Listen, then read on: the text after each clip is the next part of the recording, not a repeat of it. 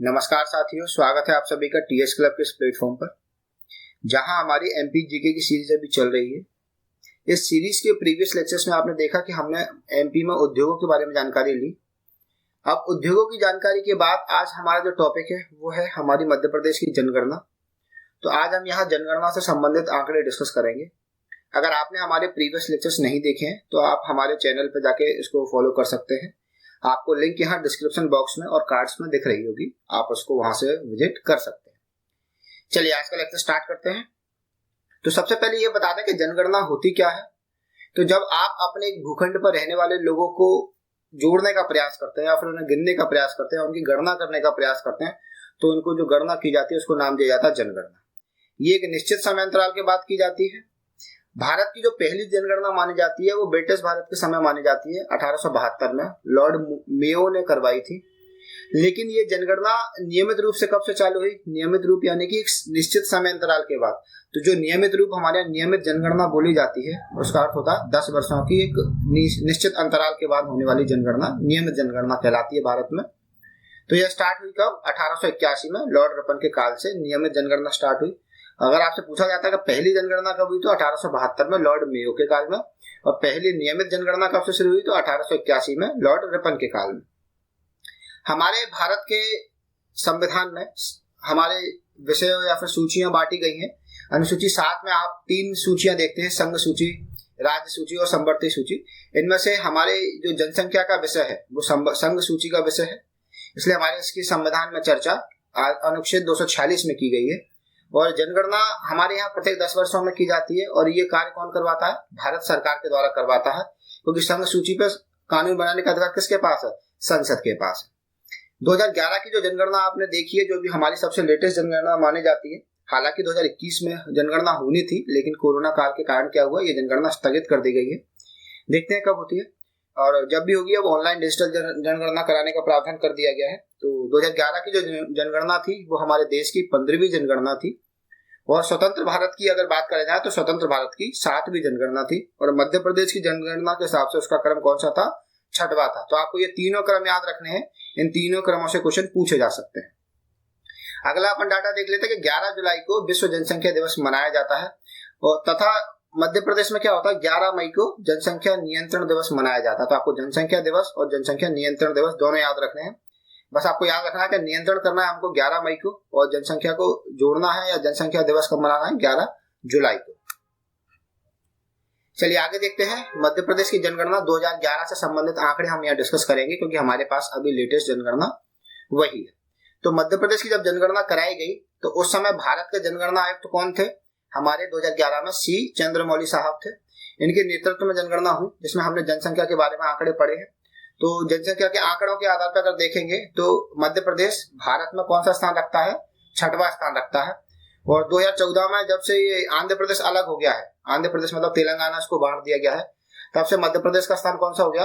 5वां स्थान हो गया। और मध्य प्रदेश से पहले कौन से आते हैं? उत्तर प्रदेश फर्स्ट पर है, महाराष्ट्र दूसरे स्थान पर है, बिहार तीसरे पर है, पश्चिम बंगाल चौथे पर है और मध्य प्रदेश 5वें पर है। अगर 2011 की बात करेंगे तो मध्य प्रदेश 6वें पर आएगा, और 2014 के बाद 2 जून 2014 को तेलंगाना का गठन किया गया। तो उसके बाद मध्य प्रदेश की स्थिति कौन सी हो गई? 5वें नंबर की। मध्य प्रदेश की कुल जनसंख्या कितनी है?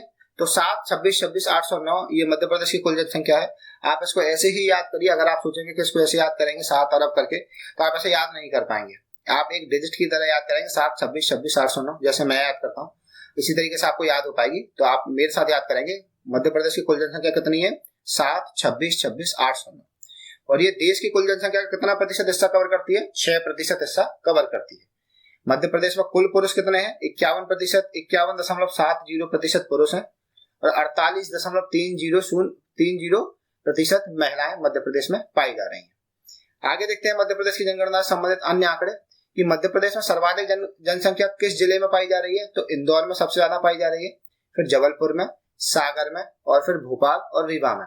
तो आपको याद रखना है सर्वाधिक जनसंख्या किस जिले में है? इंदौर में है। तो मध्य प्रदेश की सर्वाधिक जनसंख्या इंदौर जिले में पाई जाती है। दूसरा है मध्य प्रदेश की न्यूनतम जनसंख्या किस जिले में पाई जाती है? तो न्यूनतम जनसंख्या पाई जाती है हरदा में। ये 2011 के आंकड़ों के अनुसार। अगर वर्तमान में पूछता है कि वर्तमान में सबसे कम जनसंख्या कहाँ पाई जाती है, तो उसका आंसर आप क्या लगाएंगे? निवाड़ी, क्योंकि निवाड़ी हमारा कब बना है? कब बना है निवाड़ी? तो हमारा निवाड़ी बना है 1 अक्टूबर 2018 को। तो निवाड़ी में वर्तमान समय में निवाड़ी में सबसे कम जनसंख्या पाई जाती है। क्षेत्रफल की बात करते हैं तो मध्य प्रदेश का क्षेत्रफल कितना है? 30,82,52 वर्ग किलोमीटर है और ये भारत के कुल क्षेत्रफल का 9.38% हिस्सा कवर करता है। अगर मध्य प्रदेश को हम पूरे भारत में क्षेत्रफल की दृष्टि से स्थान देखेंगे तो हमारा दूसरा स्थान है। हमसे ऊपर केवल एक ही राज्य है जिसका नाम है राजस्थान, और राजस्थान भी हमसे ऊपर 2000 के बाद आया है। जब हमने 1 नवंबर 2000 में छत्तीसगढ़ को खुद से अलग किया तब हम क्या है, सेकंड नंबर पर आए हैं। नहीं तो उसके पहले हम कहाँ आते थे? फर्स्ट पर आते थे।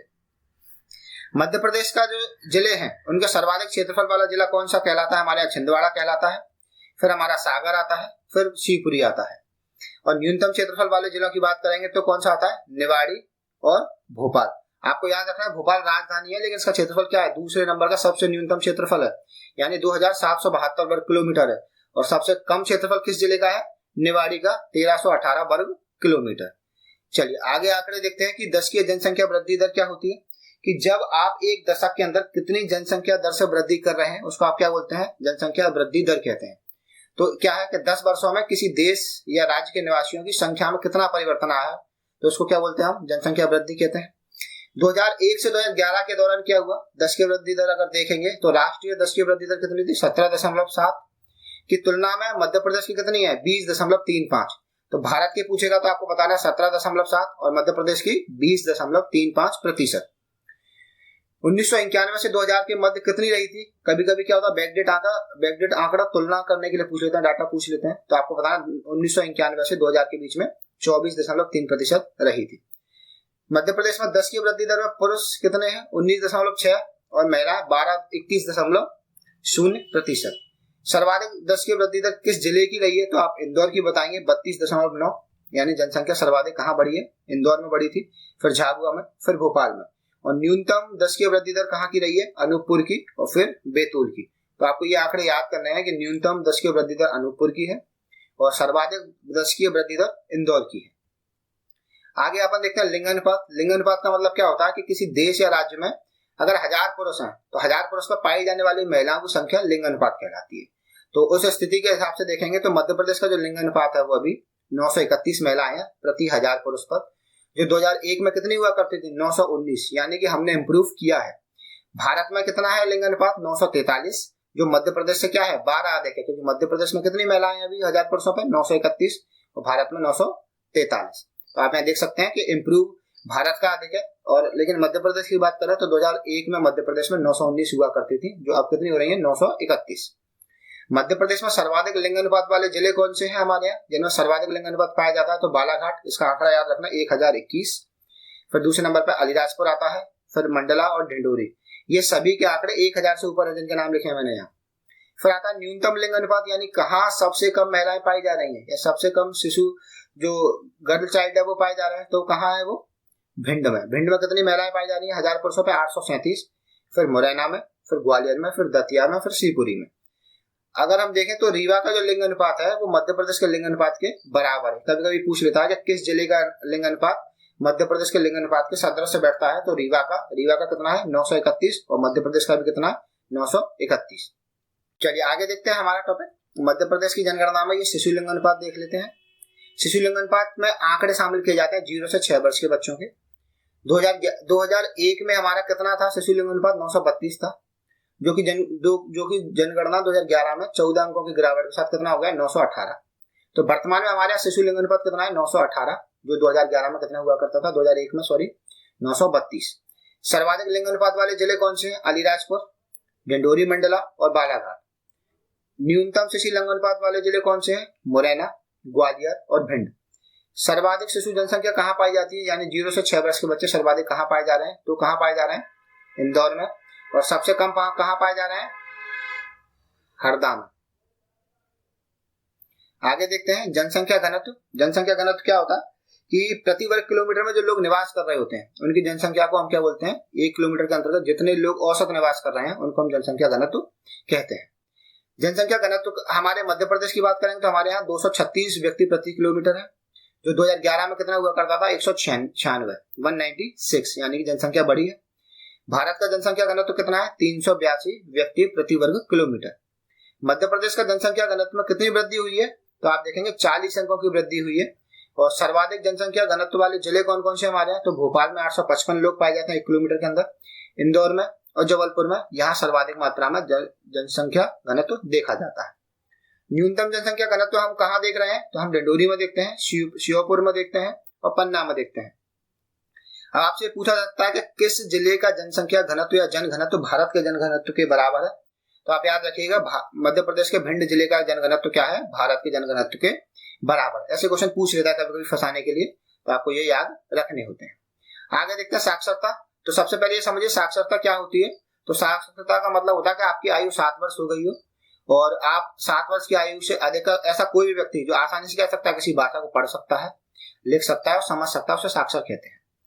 मध्य प्रदेश की साक्षरता दर कितनी है, 69.3% यानी 69.3%।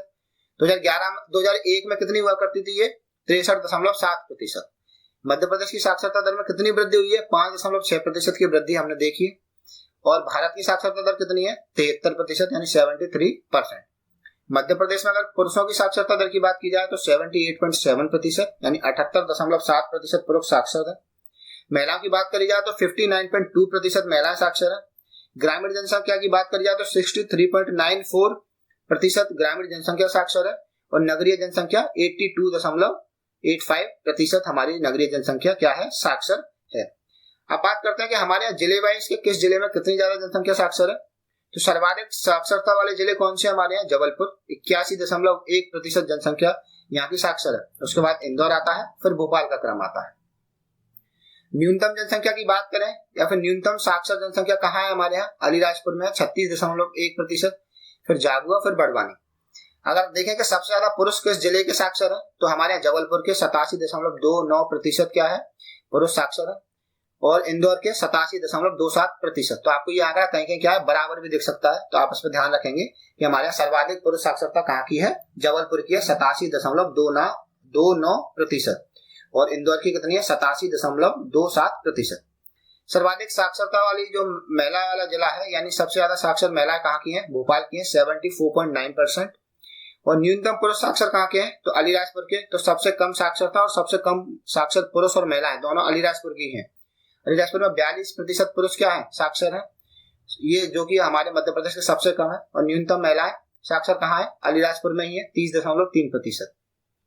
आगे देखते हैं, आगे कार्यशील जनसंख्या की बात करते हैं। कार्यशील जनसंख्या क्या होती है कि ऐसी जनसंख्या जो किसी न किसी व्यवसाय में संलग्न होती है, चाहे वो कृषि हो, चाहे कोई भी व्यवसाय हो जो वो करना चाहती है, यानी कि कोई ना कोई घंटे के हिसाब से वो काम कर रही है, तो उसे कार्यशील जनसंख्या कहते हैं। जैसे यहाँ ये परिभाषा लिखी है कि ऐसी जनसंख्या से तात्पर्य जो किसी न किसी व्यवसाय में संलग्न हो, चाहे वो खेती किसानी का काम हो, व्यापार हो, मजदूरी हो, पढ़ाई लिखाई तो नहीं, खैर जॉब का काम जो भी टीचिंग का प्रोफेशन है, वो सब क्या होता है, आपकी कार्यशील जनसंख्या में आता है।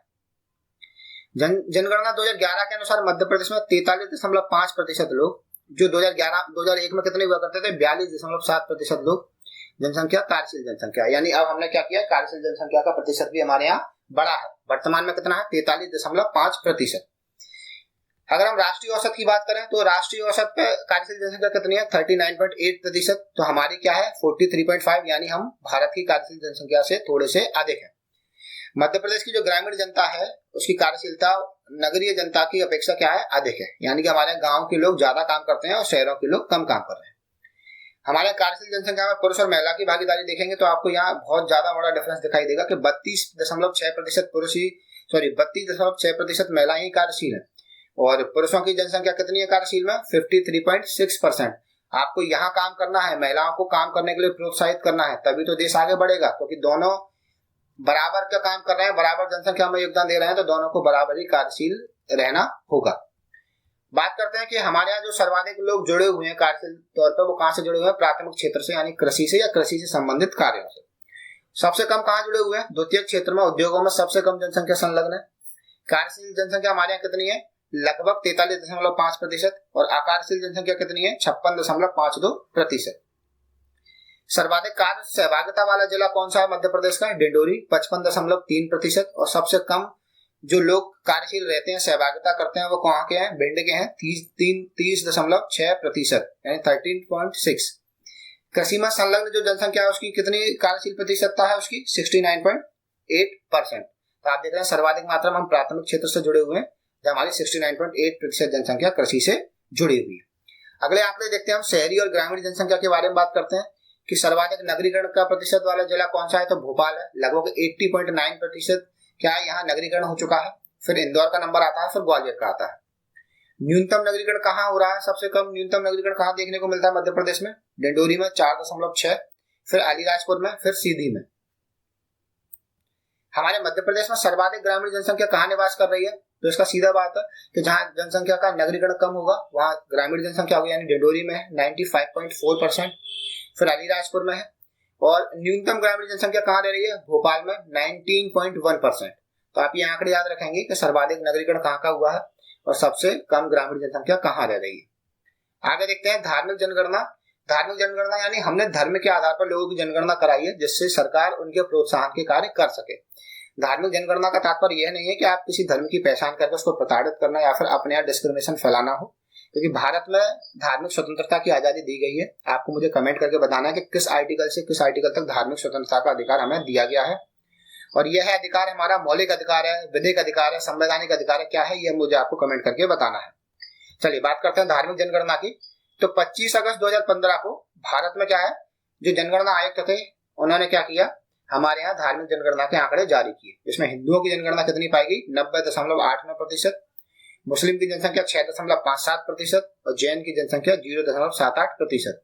कुछ छोटी छोटी और कम्युनिटीज भी हैं, जैसे बौद्ध है 0.30%, ईसाई 0.29%, सिख 0.21% निवासरत है। तो आप यहाँ देखें केवल दो हमारे यहाँ सबसे बड़ी कम्युनिटीज पाई जा रही है, हिंदू 90.89% और मुस्लिम 6.57%। बाकी सभी जितनी हमारी कम्युनिटीज हैं, जैन, बुद्ध, ईसाई, सिख, इन सबको क्या एक विशेष संरक्षण की और विशेष योगदान की आवश्यकता है, जिससे ये अपने क्रियाओं को या अपनी सांस्कृतिक गतिविधियों को आगे बढ़ा सके। बात करते हैं अनुसूचित जनजातियों की या अनुसूचित जनजाति या जाति जनसंख्या की। तो पहला है हमारा अनुसूचित जाति जनसंख्या। हमारे मध्य प्रदेश में जो कुल जनसंख्या है अनुसूचित जाति की, उसका प्रतिशत कितना है, 15.6% जनसंख्या हमारे यहाँ किसकी, अनुसूचित जाति। हमारे अनुसूचित जाति में लिंगानुपात देखेंगे तो 920 है, और हमारी साक्षरता दर कितनी है अनुसूचित जाति की, 66.16%।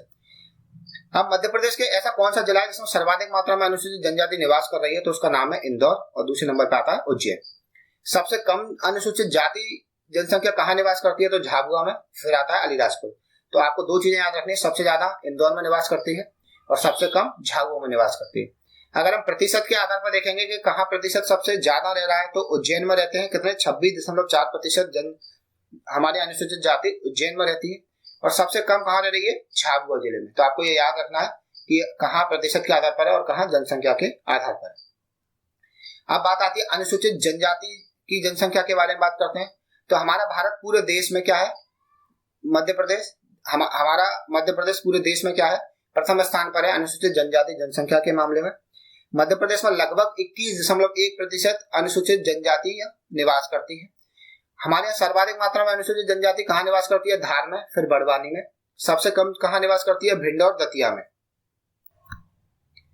हमारे यहाँ देखेंगे तो सर्वाधिक अनुसूचित जनजाति का जो प्रतिशत है वो अलीराजपुर जिले में आपको सर्वाधिक संकीर्ण दिखाई देगा 89%, और सबसे कम प्रतिशत की मात्रा में देखेंगे आप भिंड में 0.4। तो सबसे कम आपको कहाँ मिल रही है, भिंड में। तो ये दोनों आंकड़े तो आप देख ही रहे हैं कि न्यूनतम अनुसूचित जनजाति जनसंख्या और प्रतिशत दोनों के आधार पर भिंड सबसे पीछे नजर आ रहा है। आगे देखते हैं, आगे हमारी जो जनसंख्या नीति की बात की गई है, जनसंख्या नीति यानी हम जनसंख्या के स्थिरीकरण के ऊपर बात कर रहे हैं, यानी कि अब जनसंख्या बढ़ाना नहीं है, हमें जनसंख्या क्या करनी है, स्थिर करनी है। तो उसके लिए मध्य प्रदेश सरकार ने 12 जनवरी 2000 को क्या हुआ, जनसंख्या नीति का अनुमोदन किया। उसके कुछ प्रमुख पॉइंट्स हैं जो मैंने यहाँ लिखे हुए हैं कि 11 मई 2000 के बाद विवाह की न्यूनतम आयु से पहले विवाह करने वाले सरकारी नौकरी के लिए अयोग्य होंगे। यानी न्यूनतम आयु कितनी है अभी महिलाओं के लिए, वर्तमान में बात चल रही है 21 वर्ष की, कर दी जाए तो वेल एंड गुड है, लेकिन अभी वर्तमान में 18 वर्ष वैधानिक आयु है विवाह की। अगर आप महिला हैं तो 18 वर्ष और पुरुष हैं तो 21 वर्ष। अगर इसके पहले आप विवाह करते हैं तो आप बाद में भविष्य में कभी भी गवर्नमेंट जॉब नहीं कर पाएंगे।